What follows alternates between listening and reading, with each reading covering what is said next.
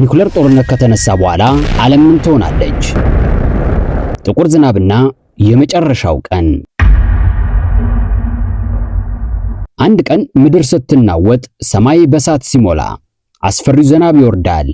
ግን ያ ዝናብ ውሃ አይደለም፣ ሞት ነው። ይህ ጥቁር ዝናብ ይባላል። የኒኩለር ጦርነት ከተነሳ በኋላ ዓለም ትቀጥላለች ወይስ ይህ የመጨረሻውና የሰው ልጅ መጥፊያ ይሆናል? ተመልካቾቻችን፣ በዛሬው ዘናለም ዝግጅታችን ዓለም ከኒኩለር ጦርነት ማግስት በኋላ ምን ትሆናለች? ይህ አስፈሪ ክስተት አያድርገውና ከሆነ ሊከሰት የሚችለውና የማይጠበቁትን ሁነቶች አንድ በአንድ እንመለከታለን። እንዳያመልጣችሁ።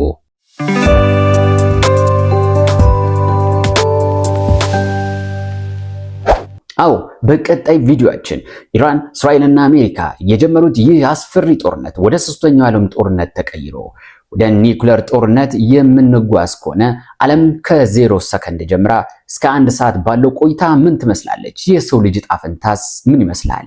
የምንመለከተው ይሆናል። እንዳያመልጣችሁ። የኒኩለር ጦር መሳሪያዎች እስካሁን ከተፈጠሩት ሁሉ እጅግ አጥፊ፣ ኢሰብአዊና አድሏዊ ያልሆነ መሳሪያ ነው። አዎ፣ አድሏዊ ያልሆነ፣ ማንንም እኩል የሚያጠፋ። ይህ መሳሪያ በሚያደርሰው ውድመት መጠንና ልዩ በሆነው የመስፋፋት አቅሙና በሰው ዘር ላይ ትልቅ ጉዳት የሚያደርሰው ራዲዮ አክቲቭ መውደቅ ከሌሎች የጦር መሳሪያዎች በተለየ መልኩ አደጋውን የከፋ ያደርገዋል። በአንድ ትልቅ ከተማ ላይ የሚፈነዳ አንድ የኒኩለር ቦምብ በሚሊዮን የሚቆጠሩ ሰዎችን ሊገድል ይችላል። በ10 ወይም በመቶዎች የሚቆጠር የኒኩለር ቦምቦችን መጠቀም ደግሞ የዓለምን የአየር ንብረት እንዳልነበር ያደርገዋል። ይህም ሰፊ ረሃብና ችግር በዓለም ይሰፍናል። እንግዲህ ተመልካቾቻችን፣ ልክ እንደተመለከታችሁት እንደተከታተላችሁት ዓለም ምናልባት ወደዚህ አስፈሪ የኒኩለር ጦርነት የምታመራ ከሆነ በመጀመሪያው ሰከንድ ጀምሮ ፀሐይ ሙቀቷ እጅግ ያይላል። አዎ፣ እንዲወደን የምንጠቀምባት ፀሐይ ምናልባት ሲሞቀን ወደ ቤት ገብተን አረፍ ብለን አቀዝቅዘን፣ እንዲሁም ሙቀት ስንፈልግ ወጣ ብለን የምንቀበላት ቀላሏ ፀሐይ፣ ለሁሉ ነገር አስፈላጊ የሆነ ፀሐይ ልታይል ትችላለች። እሱም በሚገርም ሁኔታ ከ1000 ዲግሪ በላይ ፀሐይ ሙቀቷ ሊጨምር ይችላል። አስቡት፣ 1000 ዲግሪ።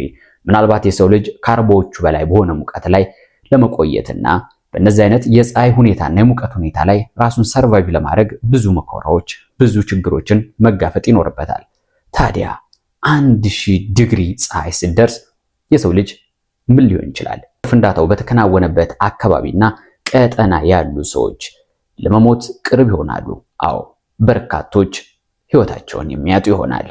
ይህ ለዓለም እጅግ አስጊ የሆነው የጦር መሳሪያ ምናልባት በሦስቱ ሀገራቶች የልህና ያልሸነፍ ባይነት የጋራ ያለመግባባት አማካኝነት ዓለምን ወደማትመለስበት ማጥ ውስጥ ሊከቷት ይችላሉ።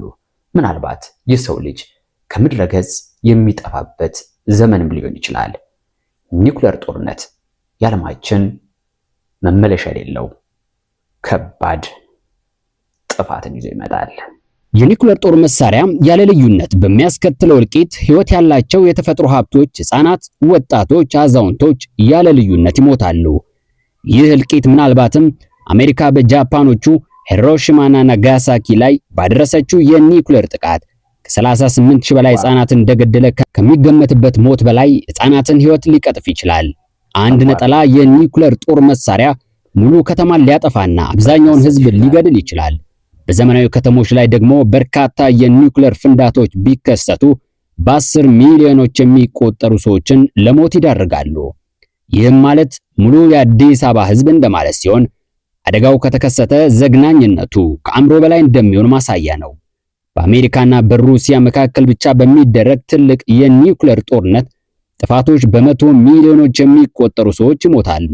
ይህም ማለት ሙሉ የኢትዮጵያን ሕዝብ ቁጥር የሚስተካከል እንደማለት ነው። እናም ዓለም በታሪኳ አይተው የማታውቀው እልቂት የምታስተናግድበት ክስተት ሆኖ ይመዘገባል። ልክ 1 ደቂቃ ሲሞላው ዓለም ምን ልትሆን ትችላለች? በ1 ደቂቃ ውስጥ በርካታ ሕንፃዎች ይፈራርሳሉ። መኪናዎች ለወትሮ በቅንጦት የምንነዳቸውና የምንዝናናባቸው ወይም ለአገልግሎት የምናውላቸው መኪኖቻችን ኧረ ይሄ መኪና ያስፈራል እያልን ልክ እንደ ሀገራችን ኢትዮጵያ በተለይም ቀያዮቹ ሲኖትራኮች ሲመጡ መንገድ እንደምንሸሸው ሁሉ ሲኖትራኮች ለዚህ አውሎ ንፋስ ለዚህ አስፈሪ ሾክ ዌቭ መንገድ የሚለቅ ይሆናል። አዎ ሲኖትራክ እንደ ወረቀት ይበራል። ትንንሽ መኪኖች በማይታዩ ፍጥነት ይበራሉ፣ ይበታተናሉ። ይህ የኒኩለር ጦርነት ከተነሳ ተራፊ የለውም። እጅግ አስፈሪ ነገሮች ይከሰታሉ። ፀሐይ ሙቀቷ እጅግ ያይላል። ቅድም ላይ እንዳልኳችሁ ተመልካቾቻችን የሰው ልጅ የማይቋቋመው በጣም ትልቅ የሆነ ሙቀት በዓለም ላይ ይከሰታል። ያም ማለት የጦርነቱ አካባቢ ላይ የሆኑ ሰዎች ወይም ፍንዳታው የተከሰተበት አካባቢ ያሉ ሰዎች ብቻ ሳይሆኑ ከዛ ርቀው ያሉ ሰዎችም ለጉዳት የሚዳረጉ ይሆናል። ከኒኩሌር ፍንዳታ የሚነሳው የእሳት ኳስ ብዙ አካባቢን ለማዳረስ 10 ሰከንድ ያህል ብቻ በቂ ይሆናል። የኒኩሌር ፍንዳታ ከፍተኛ መጠን ያለው በሙቀትና በጨረር መልክ ይለቀቃል። አንድ ግዙፍ የኒኩሌር ንቅናቄ ሞገድ በሰዓት በመቶዎች የሚቆጠሩ ኪሎ ሜትሮችን በፍጥነት ይደርሳል። ፍንዳታው መሬት ከመድረሱ በፊት በድምፁና በሚለቀው የፍንዳታ ጭስ ብቻ በርካታ ሰዎች ለሞት ይዳረጋሉ። የተቀረሰው ደግሞ የሳምባ የጆሮና የውስጥ ደም መፍሰስ ጉዳቶችን ያስከትላል።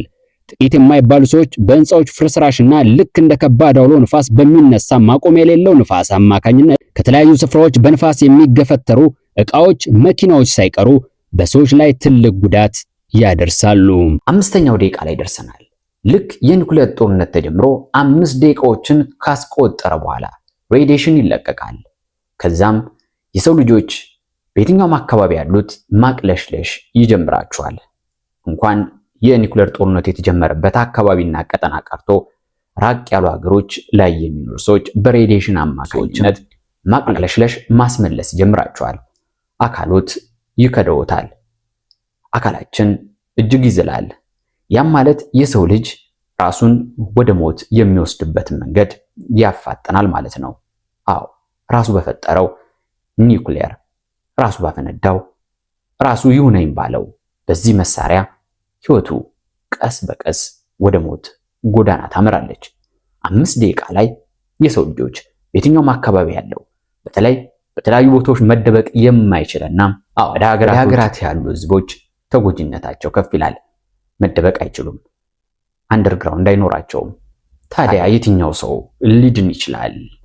ከ5 ደቂቃ በኋላ ያለው እጅግ አስከፊው ሂደት ምን ይመስላል? እንመለከተዋለን።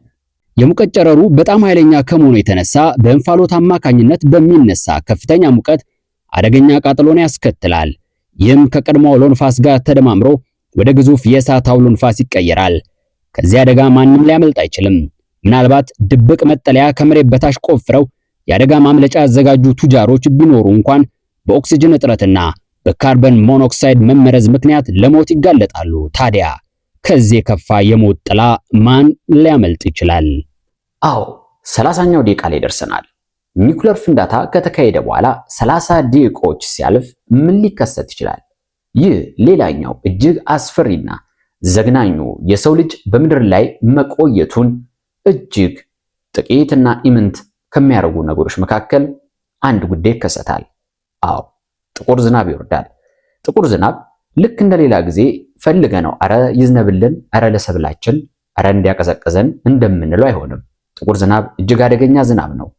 ይህ ዝናብ በሚወርድ ጊዜ ምናልባትም ሰውነቶት ላይ በሚያርፍበት ሰዓት ወዲያው ለሞት ሊዳርጎት ይችላል። ሰብሎች ይጠፋሉ። አረንጓዴ ነገሮች አይኖሩም። መሬት እጅግ ይጎዳል። ይህም ማለት የሰው ልጅ ምድር ላይ የሚኖረው ቆይታ እጅግ ጥቂት ሰዓታትን ብቻ ያደርግበታል። ከ30 ደቂቃ በኋላ እጅግ የሚከሰቱ ከፍተኛ ሁነቶች ምንድናቸው? በዚህ ሁነት ላይ መትረፍ የሚችሉ እጅግ እድለኛ የሆኑና በተለያዩ ጥበቃ ራሳቸውን ከወዲህ ያዘጋጁ የተለያዩ ሀገራት መንግስታት፣ መሪዎች፣ ሀያላን፣ ሀብታሞች፣ ቱጃሮች ሊሆኑ ይችላሉ። እንዴት እነሱ ሰርቫይቭ ማድረግ ይችላሉ? ምናልባት በተአምር ቀጣዩ 1 ሰዓት ላይ ሲደርስ ከኒኩለር ፍንዳታ በኋላ ምን ሊከሰት ይችላል? ለረጅም ጊዜ የኒኩለር ጦር መሳሪያዎች አዮናይዚንግ ጨረር ያመነጫሉ። ለዚህ ጨረር የተጋለጡትን ይገድላል ወይም ለከፋ ህመም እንዲጋለጡ ያደርጋቸዋል። ይህም የሚሆነው አካባቢን የሚበክለው አዮናይዝ ካንሰርንና የዘረመል ጉዳቶችን ጨምሮ የረጅም ጊዜ የጤና መዘዝ ያስከትላል። እንደ አውሮፓውያን አቆጣጠር ከ1945 እስከ 1980 መካከል ባሉ ዓመታት በተደረጉ የከባቢ አየር የኒውክሌር ፍተሻዎች ምክንያት በዓለም ዙሪያ 2.4 ሚሊዮን የሚያሉ ሰዎች በካንሰር እንደሚሞቱ ሐኪሞች ይገልጻሉ። አስቡት፣ ይህ ሞት የተከሰተው በሙከራ ብቻ አማካኝነት በሚለቀቀው አዮናይዝ ሲሆን እውነተኛ ያ ክፉ የኒውክሌር ጦርነት ከተከሰተ እልቂቱ ምን ሊሆን እንደሚችል መገመት አያዳግትም። ልክ የኒውክሌር ፍንዳታው ከተከሰተ ከአንድ ሰዓት በኋላ ዓለም ምን አይነት መልክ ይኖራታል? ሆስፒታሎች ይሞላሉ። ፍንዳታው የተከሰተበት አካባቢ አይደለም። በዛማ በምን ምክንያት ሆስፒታሎች ሊተርፉ ይችላሉ? ምናልባት ከዛ ራቅ ብለው ባሉ የተለያዩ አህጉራትና ሀገራት የሚኖሩ ሆስፒታሎች ከሌላ ሀገር በሚመጡ ህመምተኞች ይሞላሉ። የራሳቸውን ሀገር ዜጎች ማከም የማይችሉ ዶክተሮች እንኳን አይደለም ሌሎችን ሊያክሙ ለራሳቸውም አየርና ትንፋሽ ያጥራቸዋል። አየሩ ይበከላል።